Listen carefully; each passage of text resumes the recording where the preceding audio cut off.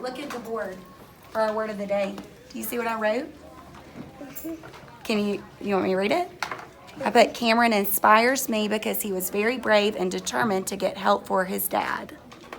Isn't that cool? So I used you for our sentence today. What happened this week that has made you a hero? My dad got sick, and I went to get help at the neighbors, and neither of the neighbors were home.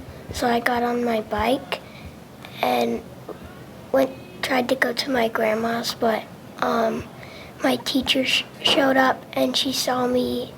And I told my husband, I said, there's a child in the road on his bike, not sure what's going on, but I feel like I need to turn around and just see what's going on. So I flipped my car around, turned around, came up behind him and realized when I pulled up, I was like, oh my gosh, that's Cameron.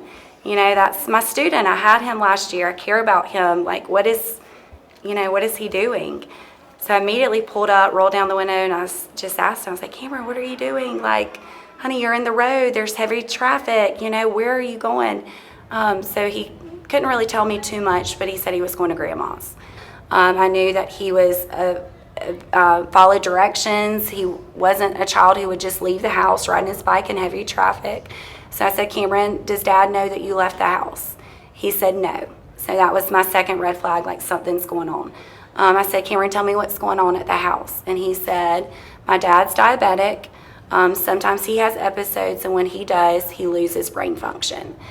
And I said, so Dad needs help? And he said yes. So I asked him, I said, Cameron, did you call 911? And he said, I tried to call 911, but unfortunately I didn't know the passcode to my dad's phone. Which led to him getting on his bicycle to get help. So a lesson we're taking here at our school is we are going to actually get on our news show and show every one of our students, if you have an emergency, here's the two different types of phones, and here's how you get that emergency call. Because Cameron was doing exactly what he was taught, but it was a different phone. What made you think I need to get on my bike and go find help? I don't know. It was just what your brain said to do? Mm-hmm. Yeah.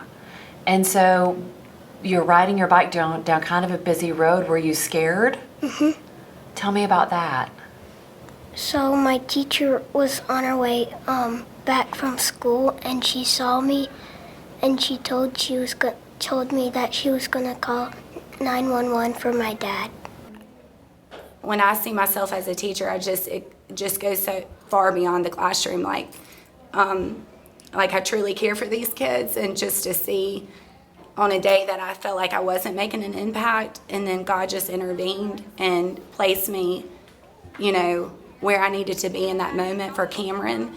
And I don't know, Cameron was so calm and brave in that moment, and I don't want to say it was because of me, but I was just thankful God placed me there and had a familiar face for Cameron, because in that moment I think he needed it. I felt like he felt helpless, and the only way he could get help was drive 5 miles to Grandma's house, and you know, and then here I was to help him. And I'm just grateful to have had that moment just to uplift me, but also uplift him. No. Who's somebody that inspires you? You? Me? Why me?